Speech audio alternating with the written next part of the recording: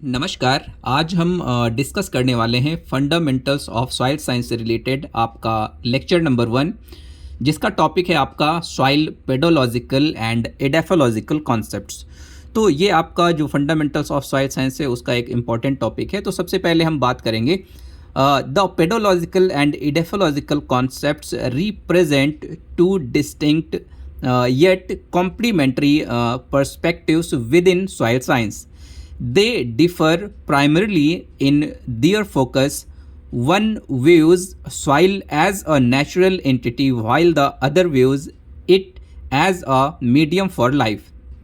तो जो आपका सॉइल साइंस है, जो आपका मृदा विज्ञान है, मृदा विज्ञान में मिट्टी को देखने के दो मुख्य आपके दृष्टिकोण हैं। तो आपका एक सॉइल साइंस जो है आपका एक ब्रॉड आपका टॉपिक है। अगर बात की जाए तो सॉइल साइंस में मिट्टी को देखने के दो मुख्य आपके दृष्टिकोण हैं। तो जो सबसे पहला आपका दृष्टिकोण है वो आपका क्या है, पेडोलॉजिकल, और आपका जो दूसरा है वो आपका क्या है, एडेफोलॉजिकल।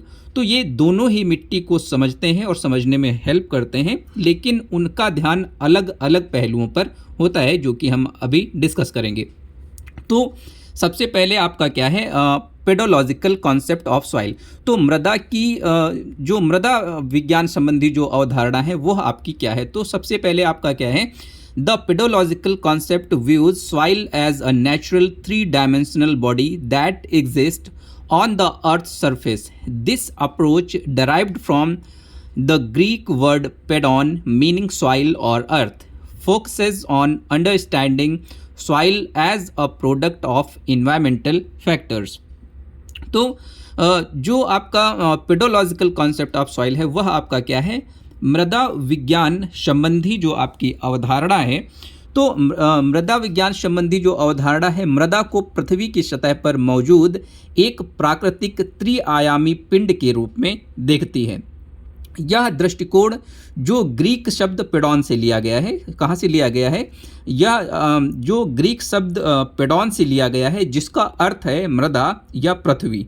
तो मृदा या पृथ्वी, मृदा को पर्यावरणीय कारकों के उत्पाद के रूप में समझने पर केंद्रित है आपका क्या, पेडोलॉजी।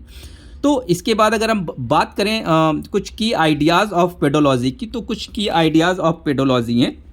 तो मृदा विज्ञान के कुछ मुख्य विचार भी हैं। तो इसमें सबसे पहला जो आपका आइडिया है या विचार है वो आपका क्या है, सॉइल जेनेसिस एंड इन्फॉर्मेशन। तो पेडोलॉजी में आप कहीं ना कहीं सॉइल जेनेसिस और फॉर्मेशन का अध्ययन करते हैं। तो pedologist study how soil forms over time through a complex interplay of 5 key factors. तो मृदा उत्पत्ति और निर्माण की अगर बात करें तो मृदा विज्ञानी 5 प्रमुख कारकों के जटिल परस्पर क्रिया के माध्यम से समय के साथ मृदा के निर्माण का अध्ययन करते हैं। तो सॉइल जेनेसिस और फॉर्मेशन का अध्ययन हम किसके अंतर्गत करते हैं, पेडोलॉजी के अंतर्गत करते हैं। तो इसमें 5 इसके पॉइंट्स जो हैं मृदा विज्ञानियों ने दिए हैं। तो सबसे पहला आपका क्या है, parent material, the underlying geological material from which the soil develops. मतलब मूल सामग्री जो है, अंतर्निहित भूवैज्ञानिक सामग्री जिससे मृदा आपकी विकसित होती है। तो कहीं ना कहीं पेरेंट मटेरियल भी हमारा पेडोलॉजी में अहम भूमिका अदा करता है। नेक्स्ट आपका है क्लाइमेट। तो क्लाइमेट की अगर बात करें, temperature and rainfall which drive weathering and other processes. तो जो आपका जलवायु है, जो आपका क्लाइमेट है, वो आपका क्या करता है, तापमान और वर्षा जो अपक्षय और अन्य प्रक्रियाओं को संचालित करते हैं। तो ये आपका जेनेसिस एंड फॉर्मेशन का जो है दूसरा पॉइंट था। इसके बाद अगर हम तीसरी पॉइंट की बात करें तो आपका क्या है, ऑर्गेनिजम्स। तो पेडोलॉजी में ऑर्गेनिजम्स भी अहम भूमिका प्ले करते हैं। तो ऑर्गेनिजम्स आपके क्या करते हैं, plants materials and micro organisms that contribute to organic matter and biological activities. तो जो आपके माइक्रो ऑर्गेनिजम्स हैं, जो आपके जीव हैं, वो आपके क्या करते हैं, वो पौधे, जानवर और सूक्ष्म जीव जो आपके होते हैं, जो कार्बनिक पदार्थ और जैविक गतिविधि में आपका योगदान करने में अहम भूमिका अदा करते हैं। तो ये ऑर्गेनिजम्स अगर ये सारी एक्टिविटीज़ अच्छे से करेंगे तो ये जो आपका पेडोलॉजी है, जो आपका जेनेसिस है, सॉइल का जेनेसिस है, जो आपका फॉर्मेशन है, उसमें आप अच्छे से उसका जेनेसिस और फॉर्मेशन कर पाएंगे। तो ऑर्गेनिजम्स भी एक अहम भूमिका प्ले करने का रोल करते हैं। इसके बाद अगर हम बात करते हैं रिलीफ की, टोपोग्राफी, तो टोपोग्राफी आपका क्या है? The shape of the land which affect drainage, erosion and soil accumulation. तो कहीं ना कहीं स्थलाकृति जो है वो भी आपका सॉइल जिनेसिस और फॉर्मेशन में अहम भूमिका अदा करती है। तो भूमि का आकार जो जल निकासी, अपर्दन और मृदा संचयन को प्रभावित करता है। तो कहीं ना कहीं टोपोग्राफी जो आपकी स्थलाकृति है वो इन सब चीज़ों में आपका मतलब आपका जैसे ड्रेनेज है, आपका इरोजन मतलब जो आपका मृदा अपरदन है, और जो आपका सॉइल एक्यूमुलेशन है, जो आपका मृदा संचयन है, उसमें ये आपका अहम भूमिका प्ले करता है। इसके बाद आपका नेक्स्ट आता है टाइम।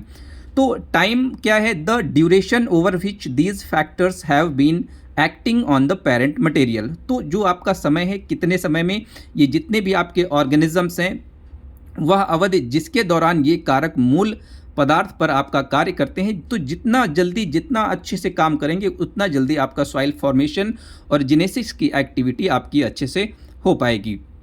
इसके बाद हम अगर बात करें क्लासिफिकेशन एंड मॉर्फोलॉजी की, तो क्लासिफिकेशन और मॉर्फोलॉजी की अगर हम बात करते हैं तो पेडोलॉजिस्ट जो आपके होते हैं, pedologist classify soil based on their observable physical and chemical properties, especially the distinct layers known as soil horizons that form a soil profile. This perspective is less concerned with the soil's immediate use and more with its history, classification and distribution across the landscape. तो अगर हम बात करें classification और morphology की, मतलब वर्गीकरण और आकारिकी की अगर हम लोग यहाँ पे बात करते हैं, तो इसमें आपका क्या है? जो आपका एक पेडोलॉजिस्ट होता है, आपका जो आपका मृदा विज्ञानी होता है, मृदा को उसके प्रत्यक्ष भौतिक और रासायनिक गुणों, विशेष रूप से मृदा क्षितिज नामक विशिष्ट परतों जो मृदा प्रोफाइल बनाती है, तो जो सॉइल प्रोफाइल बनाती है के आधार पर हम कहीं ना कहीं सॉइल को, मृदा को वर्गीकृत करते हैं, वर्गीकृत करने का काम करते हैं। यह दृष्टिकोण मृदा के तात्कालिक उपयोग से कम और उसके इतिहास, वर्गीकरण और भूदृश्य में वितरण से अधिक संबंधित है। तो जो एक पेडोलॉजिस्ट होता है वो आपकी जो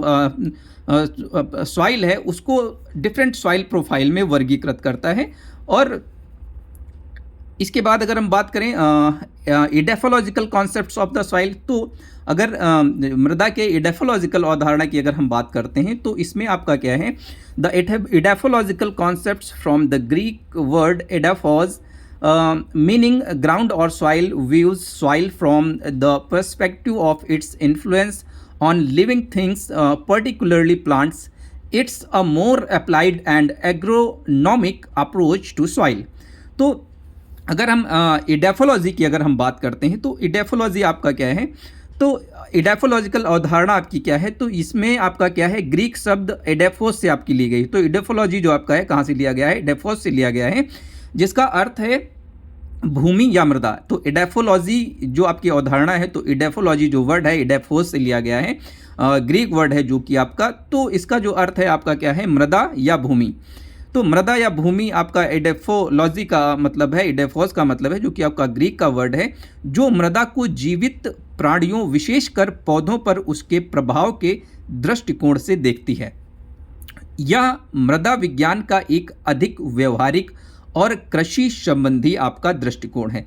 तो अगर हम इडेफोलॉजी की बात करें तो इडेफोलॉजी जो है कहीं ना कहीं ये आपका एक मृदा विज्ञान का एक अधिक व्यवहारिक आपका एक कॉन्सेप्ट है, और ये आपका जो कृषि संबंधी जो आप एक्टिविटीज़ करते हैं उसके लिए आपका जानकारी जुटाने का काम करता है, अहम भूमिका प्ले करता है. तो इसके कुछ की आइडियाज़ ऑफ इडेफोलॉजी हैं. तो अगर की आइडियाज़ ऑफ इडेफोलॉजी की अगर हम बात करें, इडेफोलॉजी के कुछ मुख्य विचारों की अगर हम बात करें, तो जो सबसे पहला आपका आइडिया है तो वो आपका क्या है? Soil and plant growth. तो इडेफोलॉजिस्ट study the properties of soil that are directly related to plant productivity, such as soil fertility, water retention, aeration and nutrient availability. तो मृदा और जो पौधों की वृद्धि है वो कहीं ना कहीं आपकी डिपेंड करती है आपकी इडेफोलॉजिकल कंडीशंस पे. तो इडेफोलॉजिस्ट जो आपका क्या होता है? इडेफोलॉजिस्ट मृदा के उन गुणों का अध्ययन करता है कौन से गुणों का? ऐसे गुणों का अध्ययन करता है जो सीधे पौधों की उत्पादकता से आपके संबंधित होते हैं। उत्पादकता का मतलब आपकी प्लांट की प्रोडक्टिविटी या क्रॉप की प्रोडक्टिविटी से संबंधित होते हैं। तो ये आपके कुछ जो करैक्टर हैं, इसमें आपके क्या आते हैं, जैसे मृदा उर्वरता मतलब आपकी सॉइल की fertility, water retention, water retention का मतलब है आपकी जल धारण क्षमता, और वायु संचार मतलब एरेशन और पोषक तत्वों की उपलब्धता। तो ये सारी चीज़ें जब आपकी अच्छे से अवेलेबल होंगी तो आपका जो प्रोडक्शन है, आपका जो प्लांट का ग्रोथ और डेवलपमेंट है वो आपका अच्छे से होगा। नेक्स्ट आपका क्या है, इडेफोलॉजिस्ट क्या करता है, focus on the root zone. तो edaphology focuses on the top soil और the solum as it is the primary zone where plant roots interact with the soil to access water and nutrients. तो जड़ क्षेत्र पर भी ध्यान देने का काम करता है हमारा इडेफोलॉजिस्ट या इडेफोलॉजी। तो इडेफोलॉजी ऊपरी मृदा या शोलम पर आपका केंद्रित होता है, क्योंकि यह प्राथमिक क्षेत्र है जहां पौधों की जड़ें जल और पोषक तत्वों तक पहुंचने के लिए मृदा के साथ क्रिया करती हैं। तो जो आपकी ऊपरी सॉइल है वो आपकी अहम भूमिका अदा करती है आपका प्रोडक्शन में, आपकी ईल्ड में। इसके बाद अगर हम नेक्स्ट पॉइंट की बात करते हैं, प्रैक्टिकल एप्लीकेशन। तो व्यवहारिक जो आपका अनुप्रयोग है तो वो आपका क्या है, तो इसमें आपका क्या आता है, the concept is directly tied to the practical goal of agriculture and forestry, producing food and fibre, and edaphologist work involves determining why some soils are more productive than others and finding ways to improve them through methods like fertilization, irrigation and soil conservation। तो कुछ practical application भी होते हैं आपके तो व्यवहारिक अनुप्रयोग की अगर हम बात करें तो जो इडेफोलॉजिस्ट हैं तो ये कहीं ना कहीं प्रैक्टिकल एप्लीकेशन भी करते हैं आपकी फील्ड में कि आपका प्रोडक्टिविटी क्यों कम है, क्या उसमें कंडीशंस ख़राब है, कि आपका प्रोडक्शन अच्छा नहीं हो रहा है, तो उसको इम्प्रूव करने के लिए भी डिफरेंट एक्टिविटीज़ करते हैं। तो इसमें आपका क्या आता है, इसमें आपका आता है यह अवधारणा सीधे कृषि और वानिकी के व्यवहारिक लक्ष्य से आपकी जुड़ी होती है। भोजन और रेशे का उत्पादन एक मृदा विज्ञानी का काम यह निर्धारित करना होता है कि कुछ मिट्टियां दूसरों की तुलना में अधिक उत्पादन क्यों दे रही होती हैं, और अगर दे रही होती तो क्यों दे रही होती हैं, और उर्वरक, सिंचाई और मृदा संरक्षण जैसी विधियों के माध्यम से उन्हें बेहतर बनाने के तरीके खोजना भी आपका जो एक इडेफोलॉजिस्ट होता है उसका काम होता है। तो इसकी अगर हम कुछ फीचर्स की बात करें, कुछ विशेषताओं की बात करें तो हमने इसको अलग अलग क्लासीफाई किया है। पेडोलॉजिकल जो आपके कुछ कॉन्सेप्ट हैं और कुछ एडोफोलॉजिकल कॉन्सेप्ट्स हैं, उसके कुछ फीचर्स के बिहाफ पे हमने इसको अलग अलग किया है, डिफ्रेंशिएट किया है।